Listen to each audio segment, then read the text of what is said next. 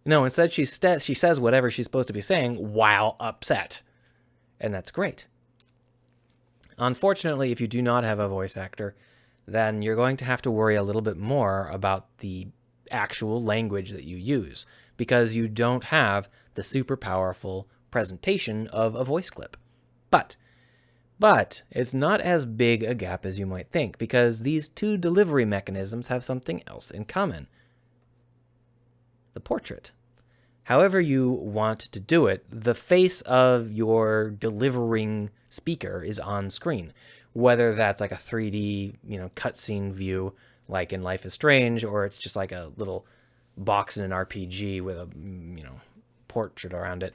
Either way, you're showing the character in some way. And by varying the camera angle, the expression of the face, even the colors or the lighting involved, you can change what sort of mood, what sort of context the line is given in. And that's why you'll see in a lot of games where the portraits have different emotions, they have big emotions. Characters don't get mildly miffed, they get pissed off. And the reason is because then we'll see this portrait as an audience member and we will say, oh, look, she's super happy.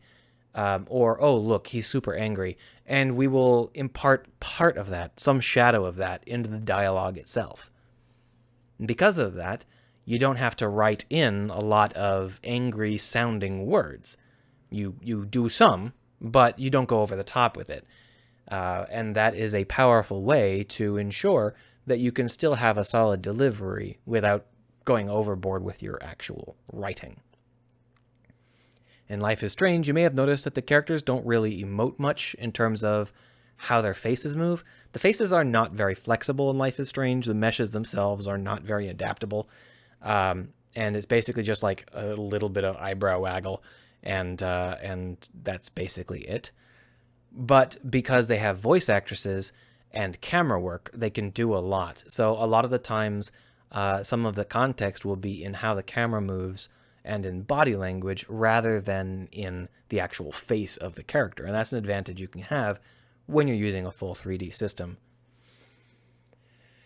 So at this point, what I've done is talk about everything besides the dialogue writing. How do you write timeless dialogue? Well, you write timeless dialogue by putting the stuff that you need outside of the dialogue. If you put all of the context that you need inside of the dialogue, you're going to have a hard time not distracting the audience. There's a lot of stuff that the audience always has to know. They have to know how the character is feeling. They have to know where the character is. They have to know how the character feels about the person they're talking to. They have to know, how long do you have before the character gets hit in the head by a sword or whatever. They have to know all of that stuff. And if all you've got is dialogue, then your dialogue is going to be full of random distracting crap because you have to cram it in there.